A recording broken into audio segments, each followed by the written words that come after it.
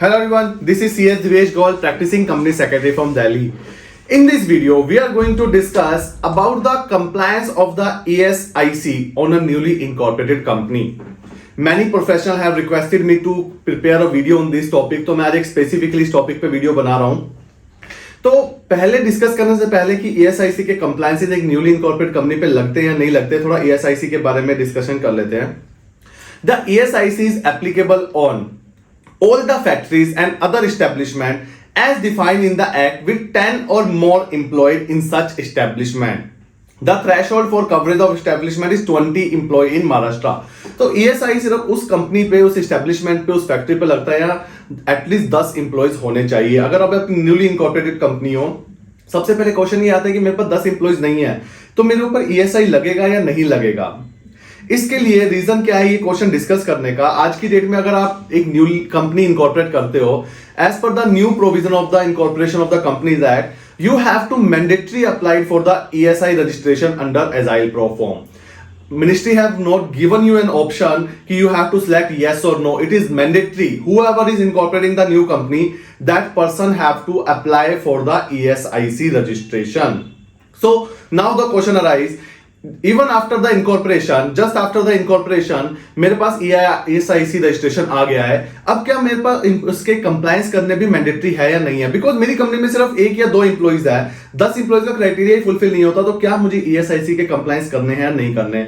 Latest में ESIC department ने एक सर्कुलर इशू किया. उस सर्कुलर में उन्होंने मेंशन किया कि अगर आप एक न्यूली इनकॉर्पोरेटेड कंपनी हो तो आपके ऊपर ESIC के कंप्लायंसेस करने के लिए जो टाइम पीरियड है वो ऐसे है, for next 6 months from the date of incorporation or till the company reach the threshold limit of the ESI whichever is earlier. मान लीजिए अगर 6 महीने से पहले ही आपके 10 एम्प्लॉइज हो गए तो आपको ESIC के कंप्लायंस करने हैं उसी टाइम से. बट 6 महीने तक भी 10 एम्प्लॉय नहीं हुए तो 6 महीने के बाद मैंडेटरी है कि आपको ESIC के कंप्लायंस करने हैं. डजंट मैटर आपके 10 एम्प्लॉय है या नहीं है. बट अब ये ऐसा हो गया ना कि मेरे ऊपर कंप्लायंस लगता भी नहीं, फिर भी मुझे करना पड़ रहा है. तो इसके लिए ESIC एक्ट में एक प्रोविजन है, डोरमेंट स्टेटस. अगर आप एक कंपनी हो, आपके 10 एम्प्लॉइज नहीं है बट आपके पास ESIC रजिस्ट्रेशन है इनकॉर्पोरेशन फॉर्म के अकॉर्डिंग, तो आप डोरमेंट स्टेटस के लिए अप्लाई कर सकते हो.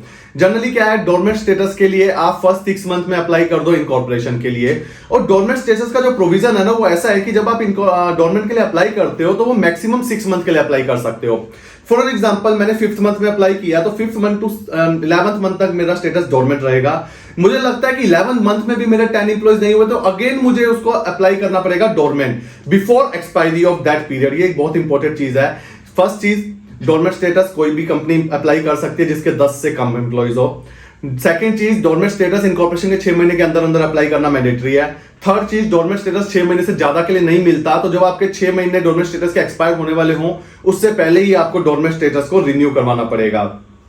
और डोरमेंट स्टेटस के लिए आपको ESIC की वेबसाइट पे जाना है. ESIC की वेबसाइट पे जाके आपको कंपनी का लॉगिन क्रिएट करना है. लॉगिन क्रिएट करने के बाद वहां पे एक टैब आता है, select whether the company wish to opt for dormant status. अगर आप सिलेक्ट कर लेते हो to wish to the dormant status, तो वहां पे आपको सिलेक्ट करने के बाद एक अब विंडो जनरेट हो जाती है कि यस, आपका स्टेटस 6 महीने के लिए डोरमेंट हो गया है. तो ये प्रोसेस फॉलो करके आप ESIC के कंप्लायंस से अपने आप को सेव कर सकते हो. बट अगर किसी कंपनी ने 6 महीने में अपने आप को डोरमेंट नहीं कराया तो 6 महीने के बाद डोरमेंट कराने का कोई प्रोविजन नहीं है और उस कंपनी पे ESIC के प्रोविजन एप्लीकेबल हो जाएंगे. फिर ये मैटर नहीं करेगा कि आपके 10 एम्प्लॉय से कम है. So hope I have justified with the topic. आप लोगों के सभी डाउट इस टॉपिक से, इस वीडियो से क्लियर हो जाएंगे. स्टिल कोई भी आपके पास डाउट है, कोई भी क्वेश्चन है, feel free to ask the question in our chat box या comment box. We will give our best to reply to your queries. Thank you so much.